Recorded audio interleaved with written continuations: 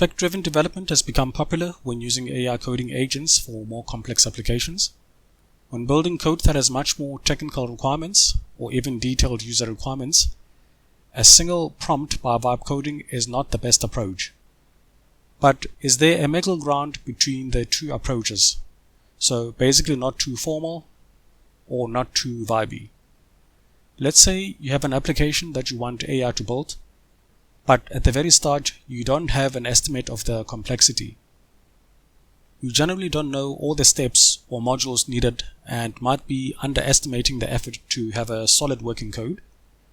For most people, vibe coding is a good solution because AI agents can give immediate feedback even if the implementation is wrong, and naturally the user will spend more time refining the prompt, using a lot of time to interact with AI with the hope of ultimately stumbling into something that sort of appears to work.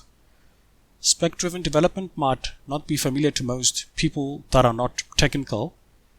It might be way too formal, and the principles might only make sense to software developers. So now, is there anything in between, a middle ground, so between vibe coding and spec-driven development? Basically, not too much random reactive prompting, and also not having to work with a very heavy framework where you're going to have to review each steps for every specs for every little change. I stumbled across this issue when I wanted AI to create a fun arcade of some of the classic games, and this was meant to be easily playable in a browser. So this is more of a fun project. It's nothing, there's no business domain logic here. These are going to be games such as Tetris, Pac-Man, Space Invaders, and I have done this challenge before with GitHub Copilot. In that instance, Claude Sonnet 4.5 is used within GitHub Copilot and Visual Studio 2026. Sonnet 4.5 was the best model for AI coding at the time. Now, this time around, I want to see if OpenAI's GPT-5.3 Codex in Visual Studio Code can create the same arcade. My very first attempt is to use the instructions.md file instead of using the vibe coding prompt. So this is my first idea of what would be the middle ground, and here are the same instructions that I had used previously for the GitHub Copilot version. In this file, I'm basically just saying create 4 games. Each game should be its own feature, use .NET 10, C# Blazor, and trying to use best practices such as separations of concerns. So I'm really trying to put some guardrails around an AI agent so it doesn't just go off and do its own little thing. And honestly, I thought this would be super simple and straightforward, especially for the very first step of just being able to create a .NET solution and scaffolding out the projects. However, this ended up taking about 13 to 15 minutes, where Codex 5.3 was not able to automatically just even getting started with creating the projects. I'm very surprised at this stage that this relatively modern AI agent is still struggling with the most basic task. I would assume many developers would have been prompting for an automatic solution creation, specifically for .NET solutions, and the AI would have been learning and training itself over those prompts. So it did manage to do something, and I will try and play the first game that it had completed. And this is going to be Tetris. When I do try and run this game from the full Visual Studio 2026, there's nothing happening. It doesn't work. It looks like there's still some prompting back and forth that I'm going to have to be doing. So here's the home page. It's not playable. And my immediate guess, from my experience having seen most AI agents, most of them are pretty much struggling with .NET Blazor projects. At this point, I got the idea of asking the AI agent just what would work for this AI agent to create this web-based game system. So I prompted GPT-5.3 to recommend a technology stack, and I generally did not know which languages and stack would be appropriate for this challenge, and ironically, I thought I was being explicit with the initial instructions to try and guide AI.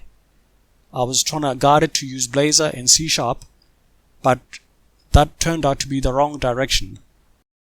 So the irony being that vibe coding would have yielded games that would have worked immediately. But now I can actually go a step further beyond just asking for a recommendation of a technology stack. So why wouldn't I ask GPT-5.3 Codex to also recommend a plan? So to plan out all the steps, the instructions, and then how to orchestrate building this whole arcade system.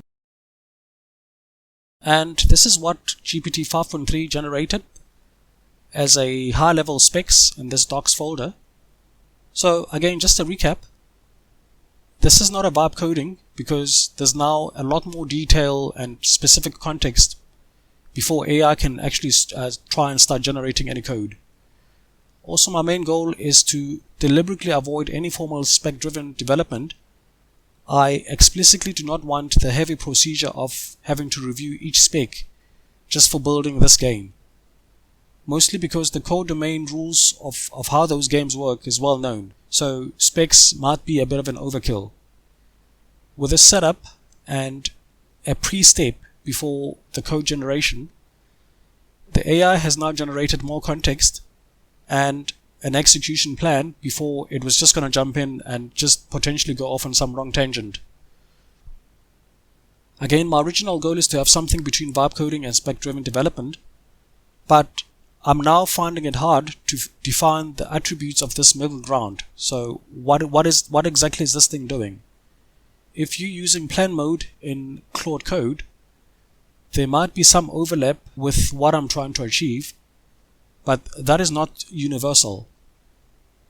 GitHub Copilot does allow the user to review the plan execution, but there's no direct control over that plan.